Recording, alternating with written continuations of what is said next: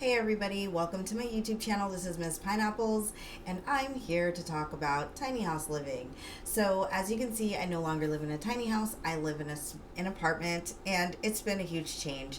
Something that people don't really talk that much about, I've noticed, is the fact that when you live tiny, at the time, it seems like it's not that big of a deal. It seems like it's really not that stressful. And I lived tiny for 2.5 years in a tiny house with a composting toilet, a foot pedal pump sink, no internal water, no internal electric hot light, anything like that. So it was really stressful. The RV lot that I moved in at first, it was great. It was wonderful because they had showers and they had a laundry site on site. But what happened was the laundry room was always closed. I found out that the shower water, so the regular water at the park, had high levels of arsenic and high levels of chlorine. Now, I absolutely loved my management. They were always really, really nice to me, but they did have lots of different issues with other people who lived there. Another thing that was happening often was the septic system was overflowing quite regularly. I had to have them dig up mine multiple times to fix it, and once it was completely fixed, it I couldn't use it. If I would open my port for my waste to dump any of my waste in there, it would actually affect the pressure for some reason, and my area would overflow, which really, really sucked. So I didn't use it. I had a ditch right across the dirt road from my tiny house, and I would dump there, and then any solids I would just throw in the trash in a plastic bag. And so it was really a lot. And so now I've transitioned into a regular apartment, and I've completely finished building all of the things for the apartment. It's been quite a journey. It's been about 2 weeks of moving all my stuff. I did sell the tiny home to another person, and hopefully they're able to make upgrades and make changes to it that I was unable to. So, one thing I do want to state is that generally speaking, people who live tiny only do so for small increments of time.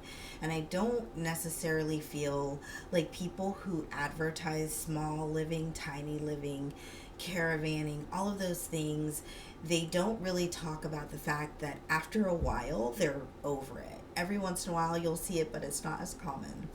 So, I do want to let you know that if you're thinking about tiny living, to weigh the pros and the cons. Are you willing to move all of your stuff into a small space for about 2 years and then to eventually grow out of that space? Tiny living is not sustainable, especially if you're someone like me who has tons of hobbies and is a full-time performer. So, for example, I have 2 bookings this week back to back. One is in Phoenix and one is in Sedona, and I would have to drive, if I was coming from the tiny house, which was in Casa Grande, all the way to Sedona. It would take me about 3 hours to get to this booking, whereas from where I live right now, it's probably going to take me about an hour and a half to get there, and that's saving me a ton in gas. The same thing was true for when I would do ride share as well. I would do the ride share, but I would have to drive an hour into the Phoenix metropolitan area to get there. So while we're talking about driving long distances to get to what you need, let's talk a little bit about what happens when you get a tiny house.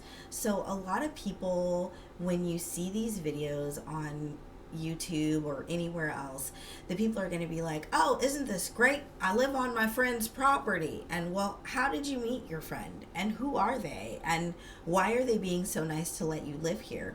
And the answer is 90% of the time is that those people who can afford those fancy tiny homes that are fully equipped with running water and all of the amenities that you could think of, those people generally already have money. They either have investments, they either have some sort of money that's more than the average everyday person. Most tiny living communities prior to the boom of everyone wanting to live tiny were a way for people to afford to live cheaper.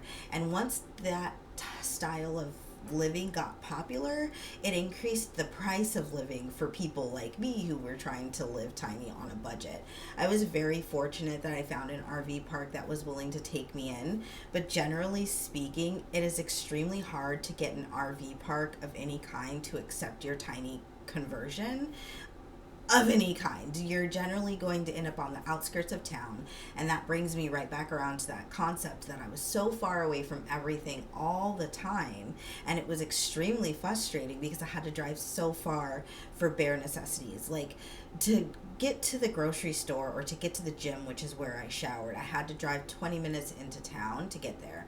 There weren't any RV parks in the metropolitan area that would have accepted my tiny house because of the age of the RV that it was built on. That's something to take into consideration as well. So when tiny living, you have to think about, well, are you going to build this on a stationary item? If you build it on a stationary item like in a storage container or in a camper, how are you going to get that item to and from where you want to go? One. Two, if the outside of your tiny house looks like a tiny house at all, so say you've converted a van or something and it's noticeable on the outside that it is a conversion, that makes it that much harder. In addition to that, it's extremely hard to get insured when you're utilizing any sort of tiny space. Like if you take an old camper van, which is what the case was for me, and you convert that and you call your insurance and you say, hey, I want to insure my tiny house conversion, they're going to immediately tell you no. So there are all these weird little loopholes that you have to go through. You generally speaking, and because I don't have a tiny house anymore, I can, kind of speak on this. There's a lot of gatekeepy stuff that happens that people don't talk about. But essentially, whatever you're going to insure, no matter what it is, you need to insure it before you make any changes to the conversion itself. Because once it's converted, if at any point they ask for photos of the item or whatever, and it's clearly converted, it's going to be extremely difficult for you to get insurance on that item, just like renter's insurance, house insurance, all those types of things. So that's something to keep in mind. Back to the location of where you're going to keep your tiny home. I can tell you that when I bought my tiny home, I parked my tiny home on the side of my friend's house, and I intended on living there for probably the rest of my life. And the city came along and said, excuse me, ma'am, you cannot occupy this recreational vehicle full time in a metropolitan area. So fun fact, in most major metropolitan cities, especially in any kind of suburb, if you have a tiny house and you go to park it at your buddy's house and there's HOA in that neighborhood, I can guarantee you that the neighbors are going to probably have a problem with it. And if they can tell that you're living in it full time, for whatever reason, they will report you. And that's what happened to me. I had 24 hours to find somewhere to go with my tiny house, which was extremely fucking stressful. And so what I did was I took that tiny house and I went in there. I took 2 days off of work and I called every single trailer park, every single RV park in all of the Phoenix metropolitan area and further, and I looked all over Facebook Marketplace, and that's how I found somewhere that was willing to take me and my tiny house regardless of the age or necessarily what it looked like. So in some cases you're going to end up in kind of like a sketchy neighborhood. I was very fortunate. My neighbors close to me were really nice, and I didn't have any problem with the management, but there was some sketchy weird things that has happened at that trailer park, RV park, whatever you want to call it, over the 2 years that I was there.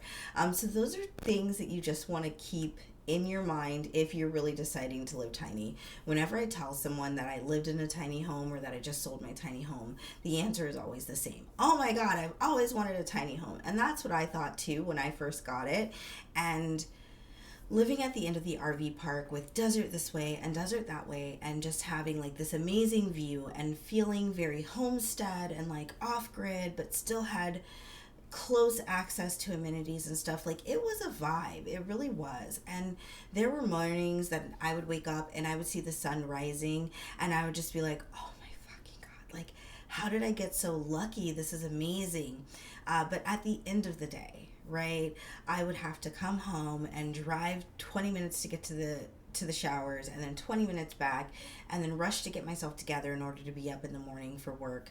And it was just exhausting. And so after moving into this apartment and putting everything where it needs to go and building this really cool desk and getting my cool little gaming system area together, even though I've never played a PC game since the game Quake when I was literally like 11, 12, 13. So that's like 20 some years ago, right?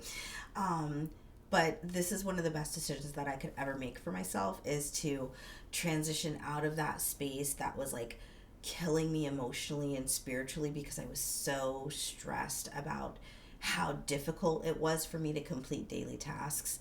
And now I'm at the point where I have so much time that I don't really know what to do with it, especially now that I'm like all moved into my apartment and everything has its little place. So it's been a journey. So the next part of my journey is going to be me learning how to game on my PC. It's going to be a lot of my gigs, my fire performances and stuff like that. I don't think that I've taken the time to post any of my fire content, not a whole lot of it anyways here on YouTube, but I'm definitely going to make a point of trying to get around to that more often. Make sure you follow me on all platforms. You can go to MsPineapples.com. I have a party coming up soon. That's really super exciting. So follow me wherever, everywhere, like, subscribe, give me a thumbs up if you liked this video. Give me a thumbs down if you think I suck. Do whatever you gotta do. And if you liked what you heard and you got something out of it, go follow me everywhere because I've got a lot of really amazing things going on. So thanks so much for sitting here and hanging out with me while I talked about the trauma of tiny house living. And now we're moving on to new traumas and new exciting things in life. So that's pretty much it for now. We'll see you next time. Like, subscribe, and share.